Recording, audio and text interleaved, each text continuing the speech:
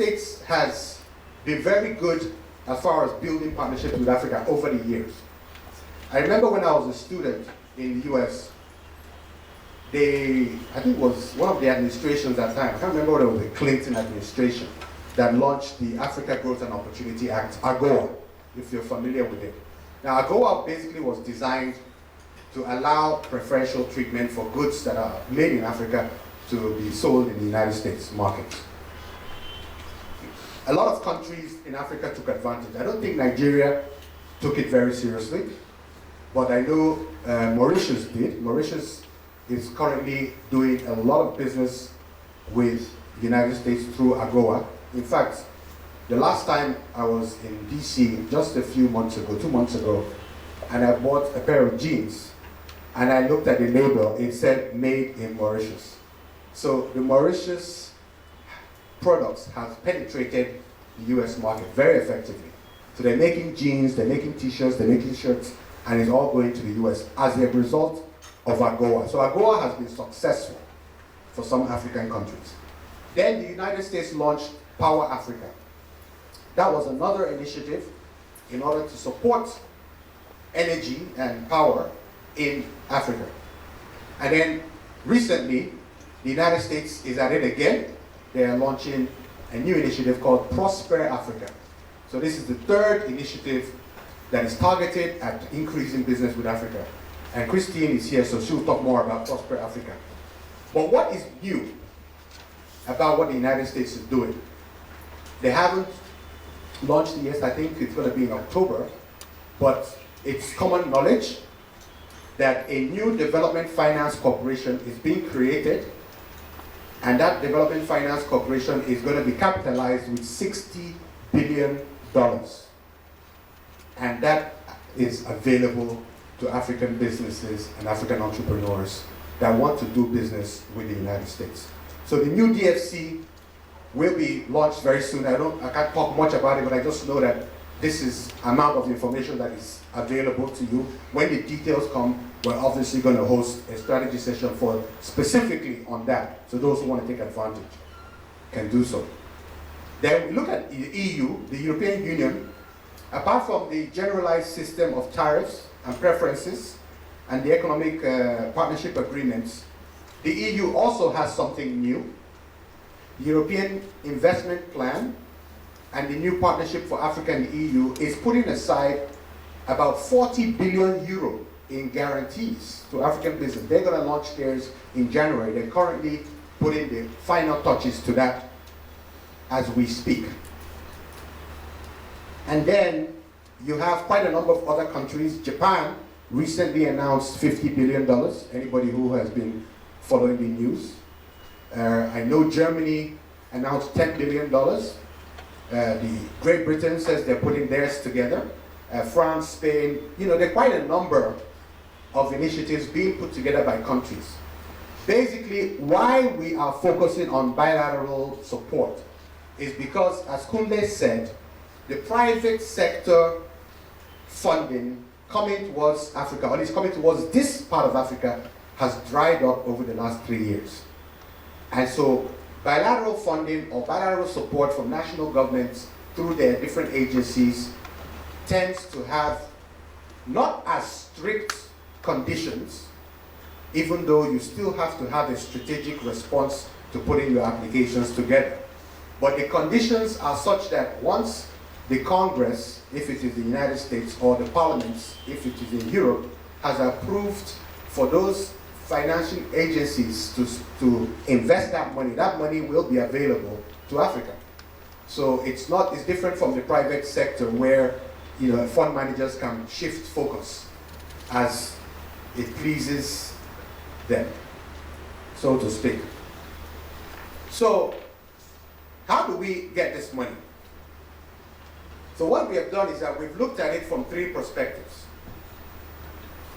Anybody who is looking for money, and anybody who has been in the investment industry or the finance industry will tell you that capital goes after opportunities. So you must have a market that you are attracting or you are targeting for that capital to come in your direction. Now those markets, we have divided them into three: local, African, and global. Now as far as the local markets are concerned, we subdivided the local markets into four strategies. One is local content. Local content strategy is when you want to tap into the value chain of a commanding heights industry. The couple of commanding heights industries in Nigeria or in different parts of Africa, similar to like the oil and gas industry, is what I call a commanding heights industry. There is a policy for local content. So if you have a local content strategy within the oil and gas industry in a country like Nigeria or Ghana, then you will be able to attract the funding that is required, because the folks who are making those funding decisions know that you have a captive market, if you will. Then sometimes you might want to look at the local GDP, which is the goods and services, local service industries. And then one area that we look at as far as local markets is concerned is the modular enterprises. Now, modular enterprises is, miniature manufacturing units that could be set up very easily and very quickly in any enclave. It is extremely useful for states who are looking to expand their SME growth phase.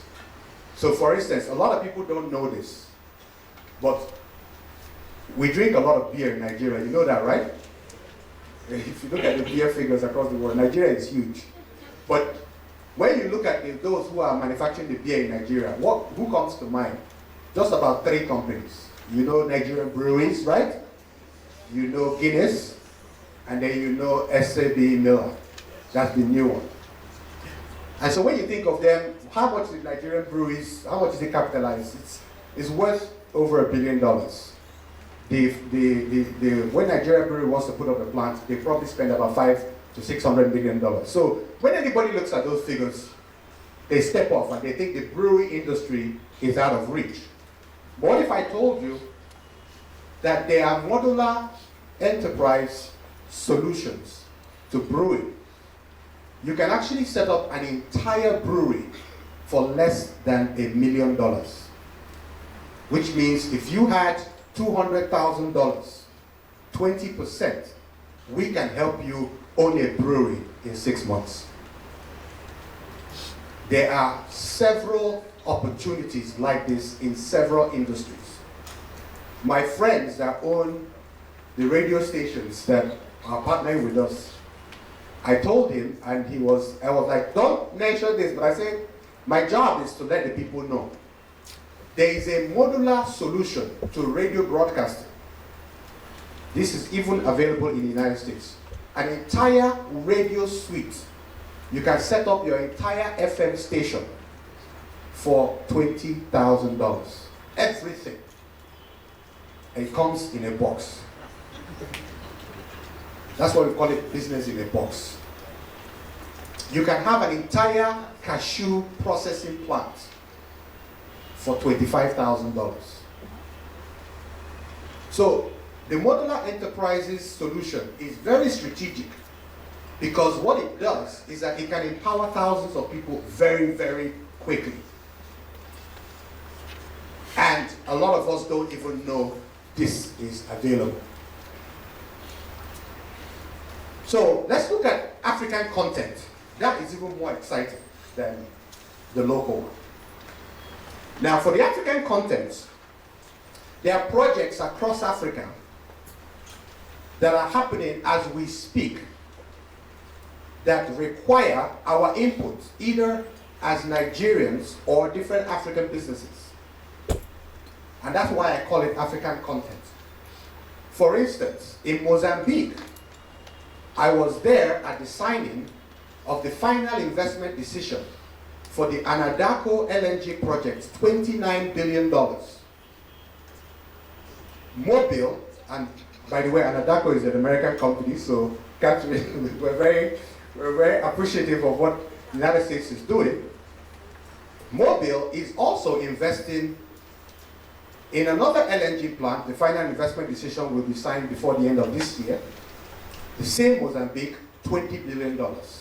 So between Mobile and Anadaco, Mozambique is attracting $49 billion. These two projects are expected to attract over $100 billion over the next 10 years. This is happening as we speak. We are taking a group of businesses to Mozambique in November. I've met with the energy minister, I've met with the trade minister there, and they're very happy to receive Nigerian business people and other African business people who are willing to partake in what we call African content. Mozambique has a very young, immature local content strategy. So the local business people need help. And the help that they are going to get is going to come from where? Nigeria. Because we have been at this for over 20 years. So we can help them. The opportunities in the value chain for these two projects in Mozambique alone are mind-boggling. I was also at a dinner with the president of the Democratic Republic of Congo. No, it was breakfast. It was breakfast, not dinner. A few weeks ago with the honorary consul general here. And he talked about the Grand Inga project. How many of you are familiar with that project? Just one person. So you can see. The Grand Inga project is, in all phases of the Grand Inga project, is going to have an investment of $100 billion. It is the largest hydropower project design in the world, expected to produce 40,000 megawatts. So with a project like that, what do you think Nigerian businesses should be doing as far as African strategy is concerned? We should go and see how we can partake in that value chain. Wouldn't you agree? Now in Ghana, right next door, they have the Aviation City project. That is ongoing as we speak. And then there are huge opportunities across the African continent, and especially in Nigeria, for local franchising. How many of you are very familiar with your local fast food joints, if you will? The local delicacies, either the fish or the chicken that you eat by the corner. Some of these companies need to be spread across Africa. And that is an opportunity that we need to take seriously. Because with the African Growth and Opportunity Act, it means that we as business people, whether Nigerians or West Africans, need to start thinking strategically. Now the AFCFTA is going to have huge opportunities for us. I don't want to go into those details, but I want to conclude with talking about some of the greatest opportunities in the global market. China. I call it the China strategy. Now, if I was an American businessman, I am an American, but if I was talking to the American audience, and I talked about China's strategy, what first comes to your mind would be where to shift our manufacturing or how to access the growing China market. Would you agree? But if I'm an African, and I'm an African as well, if I talk about the China strategy, my mind should go to the 85 million jobs China is about to relocate. In the year 2022, China is going to become a high-income country, which means that a lot of the jobs in the manufacturing value chain, Chinese people will not want to do those kind of jobs anymore. So there's going to be a mass relocation of jobs from China to other locations. Some locations of the world, like Southeast Asia, Vietnam, Burma, and so on, are trying to position for this relocation. But they don't have the numbers. Guess where the numbers are? In Nigeria and in Africa. Now, looking at China, in 1978, China had a GDP, gross domestic product per capita income, of $154. China was less than 33% of Africa at that time. Today, China's GDP is $7,500. So, it is possible. It only takes focus.